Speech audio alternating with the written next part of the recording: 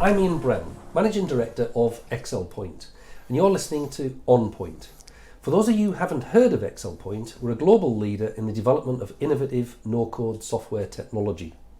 We help businesses all around the world update their outdated business processes, overcome challenges, automate workflows and streamline processes to deliver increased efficiency and productivity. We do this by implementing innovative, automated, highly flexible and adaptable no-code software. And typically we do that 10 times faster than bespoke software development, whilst retaining the flexibility and the ability to change and adapt quickly as the company grows and evolves. Today we're joined by someone who has a wealth of knowledge within the global energy sector. Head of Business Development and Membership at NOF, Paul Livingston. Northeast-based NOF is a business development organisation helping to make valuable connections between businesses within and around the UK energy sector. Paul, thanks for joining us today. Thanks for having me, Ian. Great to be here. So, Paul, NOF as a membership organisation, for our audience, just tell us a little bit more about what NOF is there for, what you do, how you help businesses like XLPoint, like energy companies in the oil and gas and the renewables sector, etc. Yes, so in NOF have been trading for over 30 years. Set up as a North East of England based membership body. We did transition into a national body a number of years ago, but the key driver for us is to support our members with business development support, marketing and media support and procurement support, providing a platform for our members to network, to intertrade, to collaborate, to raise their profile within the energy sector. You mentioned some sectors that we're involved in. We are involved in oil and gas, we're involved in offshore wind, we're involved in nuclear energy. We're also looking at future markets that will come through the energy transition space in the energy sector, such as hydrogen, carbon capture and storage, and bioenergy. Interesting. We've got a customer in the bioenergy, although I say they're in the bioenergy, they're actually in a number of renewables. In the context we work with them, it's bioenergy, and they talk about P2X these days, which is interesting. I think for us it's sort of offshore energy being the predominant market that we've been involved in through our existence. So we're in a bit of a learning phase at the moment with regards to where the opportunities are in energy transition. In fact, that's already started. We're already engaging with companies who are working on hydrogen projects, carbon capture and storage projects, and making sure that we're doing the business development on behalf of our members. So that's liaising with the companies that are at the top of those projects. We're also trying to find out who the contractors might be and then working with them to deliver a plan to help with the supply chain engagement. So if you look at challenges for our members and how we provide support, for if you look at the energy sector tiers, you've got sort of tier 1, 2, 3 and 4. I think for the larger organisations, the wind farm developers, the nuclear energy power plant operators, and the tier 1 contractors that manage those projects for the developers and operators, we're there as a procurement resource, and that's how they see us.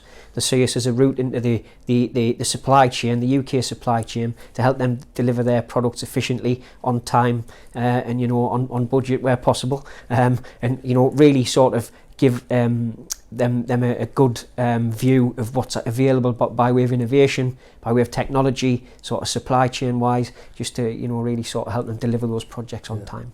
And I guess it isn't just the development of new markets, because the older, more conventional, let's say, oil and gas market, you've got decommissioning, you've got diversification, they're exploring new markets themselves. So when you say you're learning as you go, so are those big tier 1 suppliers and right through the supply chain. And for us as an organisation, and we're a member of NOF, what's interesting is engaging in a complex procurement cycle that has a number of tiers to it can be difficult just to navigate it. And we're a member of a number of organisations, and membership organisations themselves offer, let's say, just different positives. And one thing I can say about NOF, and I'm not saying it because you're on camera, NOF are very, very good at making those connections, facilitating meetings, getting the right people, talking to the right people. And that's what makes that marketplace work well. So I think your events and the way you put those things across and make those connections works really well for NOF. and your supply chain. Yeah, I think you're on point there. It's a great example of what you give, and obviously appreciate the positive feedback. I think from our perspective, if you look, we've mentioned energy transition and those future markets, and oil and gas repositioning itself as part of that energy transition process. We are running events focused on energy transition for our members, where they can come along and find out exactly where they do fit. Yep. Where do I fit in hydrogen? Where do I fit in bioenergy? We're bringing in companies to actually talk to them, and they can meet them face to face. But then outside of those events as well, we're really facilitating introductions between members, because sometimes if you're at tier 3, you may only be supplying it to tier 2 on those projects. You may be going directly with a developer and operator. In my opinion, on any energy project, from a business development perspective and good practice, it's actually to build relationships with companies at all different levels. Because a lot of the time it comes from the top. Yep. The developer wants control. They want to know who the suppliers are, or they want to know who their contractors are using. Yep. And you've all got to pretty much follow the same process. It gets pushed down, yeah. So if you can build relationships at all different levels of companies involved in an energy project, whether it be oil and gas, offshore wind, nuclear energy, hydrogen, carbon capture and storage, you're well on your way to sort of, positioning yourself to take advantage when those projects actually take off. Well, even though we're a software technology provider that cuts across all sectors, so not just energy, it's interesting when I look at our customer base. We've got customers in oil and gas, we've got customers in nuclear, we've got customers in bioenergy, and we've got customers that develop and install wind farms, wind farms. Yes. So everything you're talking about there, a variety of tiers, we're already involved with. Exactly. The more established, let's call it the older sectors, oil and gas and nuclear, for example, my perception is, go back a few years, they were reluctant to change. They'd always done it that way, and they'll always do it that way, but now that's changing quite rapidly. Yeah, definitely. And they're looking at newer, better, innovative ways, cheaper, cost-saving, helping them to comply with a plethora of regulatory requirements, etc. So even those more established sectors are having to innovate. Definitely. And I guess you see that as well. Yeah, definitely. I think, from an oil and gas, nuclear, existing energy supply, projects, what we've had is in feedback from members in the past is that if they've gone with an innovation to a large organisation, a large corporate in the industry, so we've got an innovative product here, we'd like you to be the first to use it. It's almost a race to be second. Yeah. And it's who else is using it? Is it tried and tested? And again, that might have filtered down the supply chain. So what you were finding was that companies were actually collaborating with companies that were entrenched with those organisations already to introduce their innovation, as opposed to going direct. Yeah. So it was about piggybacking with somebody who's already part of that supply chain to get your innovation through the door. But because of what's happening in the energy space at the moment with energy transition, the existing older energy sectors are having to look at new innovative ways where they can fit in and how they can remodel their businesses, and how they can sort of take advantage of what's out there by way of innovation and technology. And again, that will filter through the supply chain. An example, I'll not name the company, but there's one company that's been a member for a very long period of time. They're in oil and gas, they're in offshore wind. They had an innovative product. When they went to oil and gas developers, it was always who else is using it, is it tried and tested, and it was quite hard to get it implemented. It was implemented in the end, but if you look at the wind sector, when they were talking to developers in the wind sector about this innovation, it was come in and tell us about it. We'd like to be the early adopter and test it, and I think that's the difference. But I think all the sectors involved in the energy sector are coming around to that way of thinking now. Yeah, I agree. And we definitely see that, and we've been in exactly that position. Where is it in and working already? Yeah. Not even where is it in and working already, but where is it in and working already in our sector, doing exactly the thing we want to do with it. Yeah. And that can be a challenge. Yeah. Yeah. So I like that race to be second. Yeah. I think that's very true, but is disappearing. Yeah. So I know we've done work. I think predominantly in the wind farm space, whereby our customers have wanted or given us the challenge of saying, we have our business processes, so we have our end-to-end process, and we know that we can drive out efficiencies. Yes. But we want our business process to be on top of a turbine. Right. And we want it to be online or offline, same business process. Doesn't matter where we are, but it's got to be online and offline. And that brings in challenges just in thinking through, where is your information? Yeah. and who's got that information at this moment in time, and who's dealing with it, and can it be updated onshore while people are working on it offshore? All those considerations become, relatively straightforward but challenging thought processes. Yeah, and I think again it's about engagement with the companies involved. The end user, the company who's maintaining those products, in the wind turbines and in other areas of the wind farm. And I think you get that again through networking. Through having a visible presence, whether it's digital or whether it's face-to-face. And if you look at the event that we organise every year, the annual conference Offshore Wind North East, that we hold in the northeast of England, that I know Excel Point are exhibiting at and have done previously, that's a fantastic opportunity to ask those companies that question. How do we get it implemented into your process? Who do we need to speak to? It's that business development ethic of going along and talking to companies, Nobody got anywhere sitting behind the door just sending emails. You've got to get out there and talk to companies who are involved in the sector. And, as an event organiser in a body within that offshore wind sector, we're providing a platform for members to actually do that. Yeah. And systems and processes, data, information, is lifeblood of most organisations. I think most people in the world realise that now.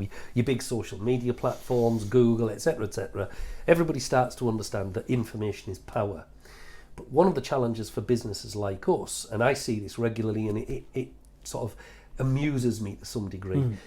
In your industry sector, for example, you deal with big stuff. You deal with like 10,000 ton machines and massive cranes and massive turbines and this, that and the other.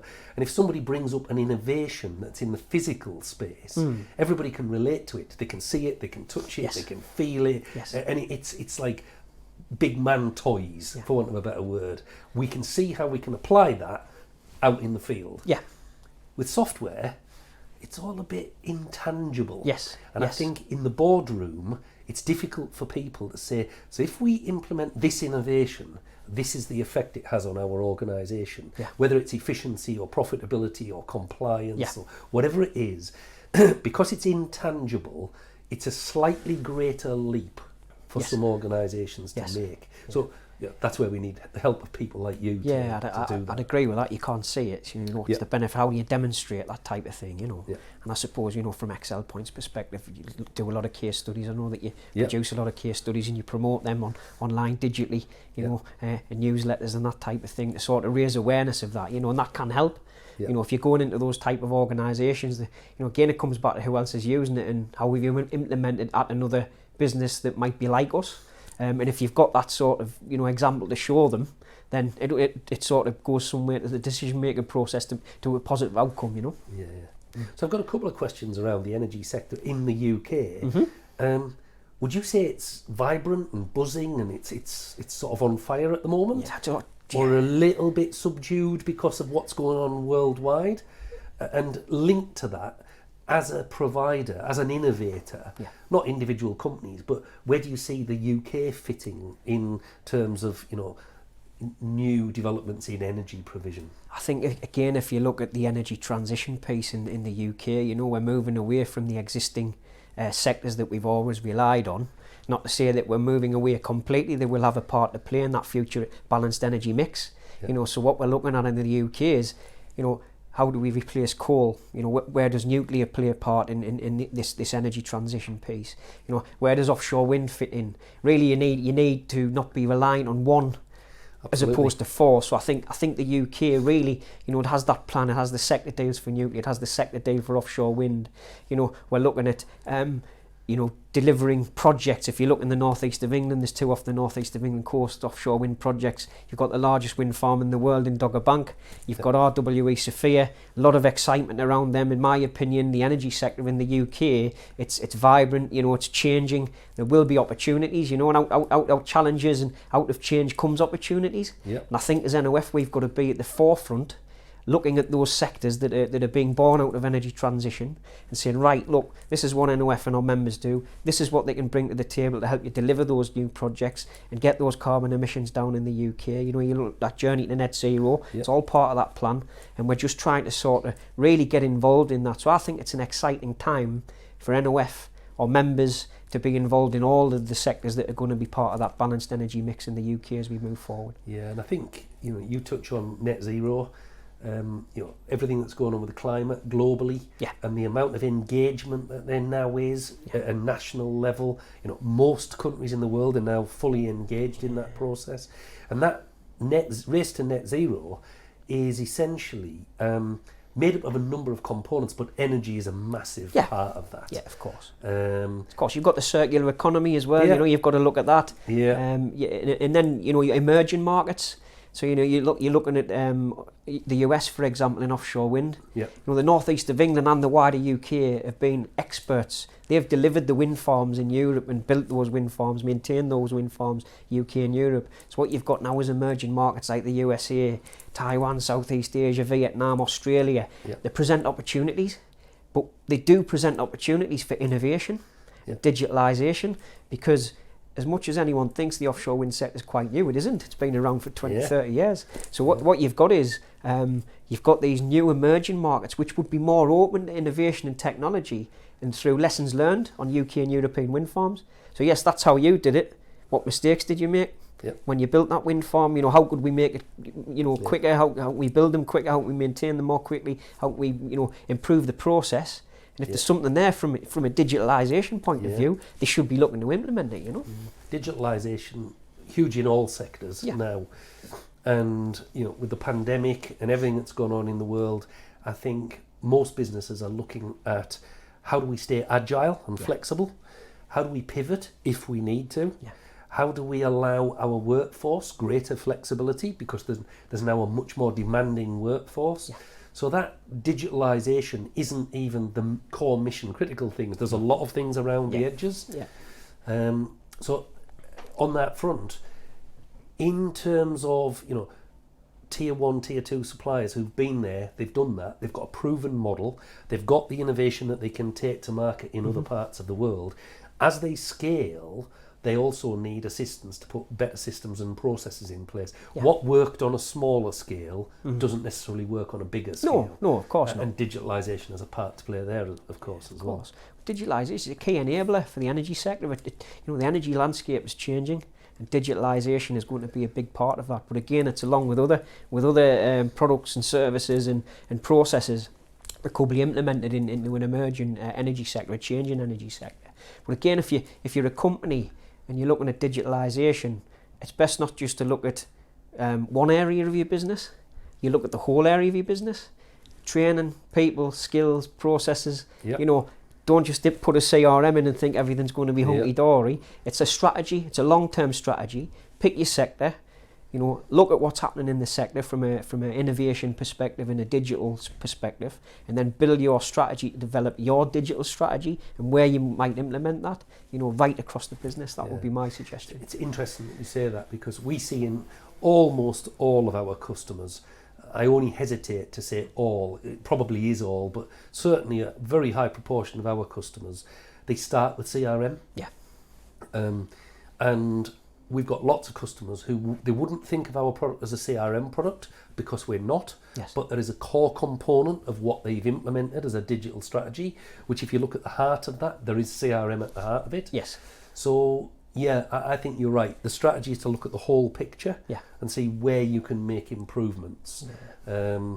Information access, visibility for senior stakeholders, information security, so that you've got your edge in the marketplace and you're protecting it, and how that drives out efficiency and compliance really go hand in hand. Evidence, really. It's all right being efficient and compliant and being able to do all that stuff, but can you actually show that you're compliant? And if you can do that as part of your natural everyday business as usual process, you've cracked it. It can start in one area as well. Supply chain companies can see a benefit from using a digital platform that they might not have used previously. Think, hold on a minute, this is working quite well for us. And I'll give you an example, through the pandemic, a lot of companies couldn't go to physical events, they couldn't exhibit, they couldn't show things on a screen on an exhibition stand, or meet people face to face and show how things work. So they all adopted, a number of them adopted social media, digital videos, creating animations, pushing them out there, because people were in front of screens, 8, 9, 10 hours a day, 5 days a week, so that's actually worked for them. So what you found now, they fell into it. They fell into that sort of digital marketing arena, whereas before they might have been producing brochures and business, leaflets and banners and all of that kind of stuff. It's now, why don't we invest our efforts into this digital platform where we can see things move and we can see things, people can see them in real time, that type of thing. Yeah. And once that's been successful for them, they come back and say, you know what, that's really worked for us. Is there any other area in the business that we could implement a digital strategy and make it work for us?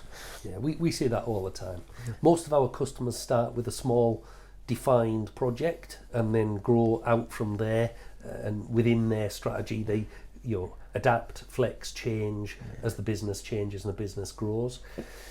Just thought of an interesting question. It's more of a challenge. Be interested in your view in your sector. So we've got some customers, not that many, who take the brave decision to let their customers, or maybe it's their suppliers, come into their system.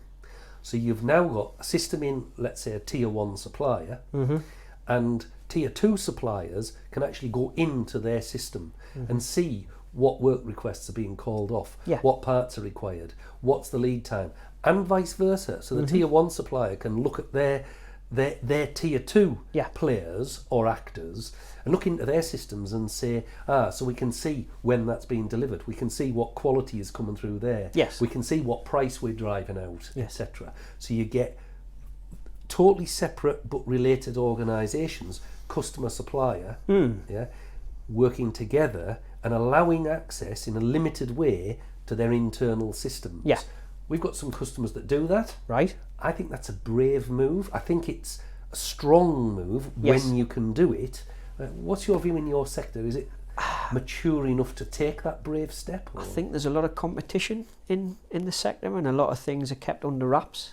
A lot of the time we'll have member companies that have won contracts, or they've implemented an innovation or a technology to a large company or a contractor or a fellow member, but they don't want it shared because it alerts their competitors and their IP becomes visible. I think as much as there would obviously be precautions in place to stop data being shared, that type of thing, it's still a risk. Not so much IP, more around the supply chain. So if company has ordered from supplier, whatever it is, goods and services, when are they being delivered? And can we just dip in and check? Or can we enable that process better and just log in and place an order directly on their portal, so that there is no exchange of emails, there's no exchange of we've actually just dipped in, placed the order, it's directly on their system, it's now being supplied. So I agree on the IP front. I think lots of caution. I think that would speed things up, certainly. That type of agreement and arrangement would certainly speed things up, and it would help your sort of end user with not have to email your contact. It's fluid. You can always have a look and dip in. I think it would. It's beneficial. Again, though, I think if you're looking at other companies being able to access your digital platforms, you've got to look at that cyber security piece. As much as digitalisation's fantastic, there's always a risk comes with something good. You've always got to look out for risk in somebody. So I know that you've got very knowledgeable about cyber security. So again, from your perspective, how would that link to that type of platform? Absolutely right to be aware of the risks associated, and I think with a whole variety of technical testing around penetration testing, vulnerability testing, escalation testing,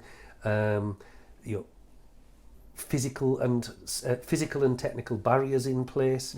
I think once you're assured of the governance around any given system or portal, the ability to then just drop in and place an order, and then drop in and see where that order's at, or see what the quality's like, or even if there's hold-ups, just being aware that there is a delay in something helps you plan. Of course. And a lot of that is hidden in supply chains. Yes. So it only filters through to the top level very slowly. So we see customer scenarios where they've let their customer in to place orders initially. They want that. Let's let them place orders on us. And customers have been willing to do that. And it becomes very easy because then you can say, well, I want more of what I ordered last month. Same again. We all know that if you can make the sales process easy, that's where people buy from. Yeah, of course. And that's then a natural extension to move out to let's let them see the progress of that order, or let's let them see the progress of quality, or whatever it is you're willing to expose to them.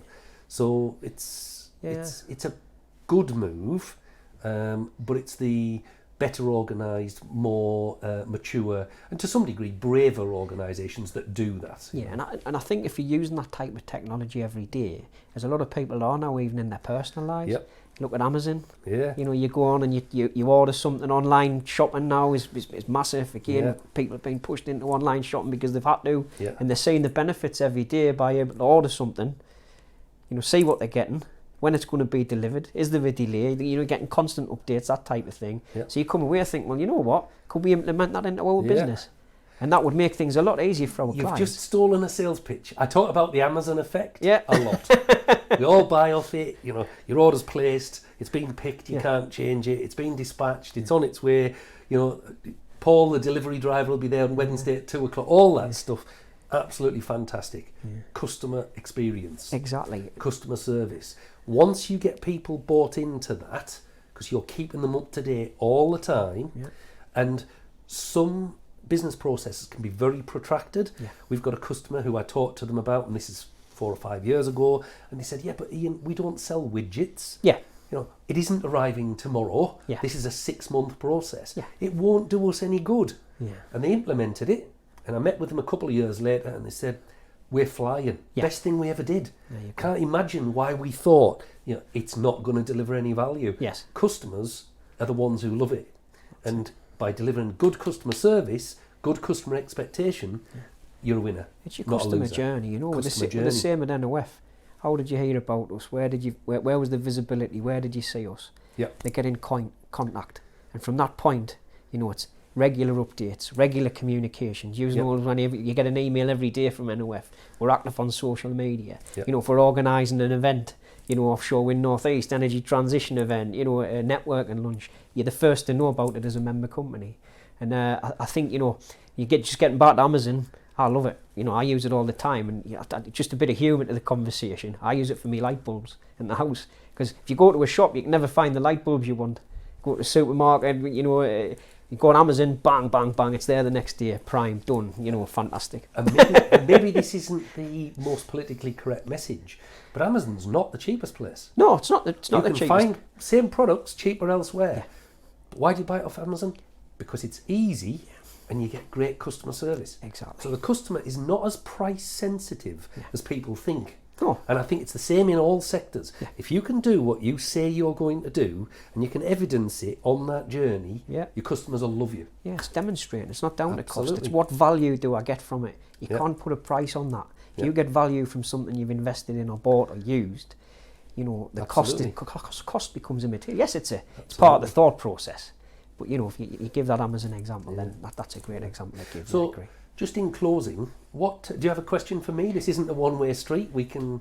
I don't know. I'd ask you if you were looking forward to offshore wind northeast. You know, I am. From a preparation perspective, of the team all prepared. You know what you're going to do on the day. You had a fantastic. There was a model. It was the model of that. Everybody's talked to us about that. I nearly blew a lung trying to blow it across the thing. Everybody's talked to us about that model. I can't remember the artist's name. But if anybody's listening, Google wind-powered art, and I think it's a Danish artist. And we had a small-scale model, which, as you say, it got quite a lot of attention and caused a few lung busters that day. No, we're prepared for this time, and we'll see if it's as fun and as interesting. I'm sure it will be. We've got a good number of delegates and exhibitors, and again, you know, companies from right across that offshore wind supply chain. So there's got to be something there for everybody at that event.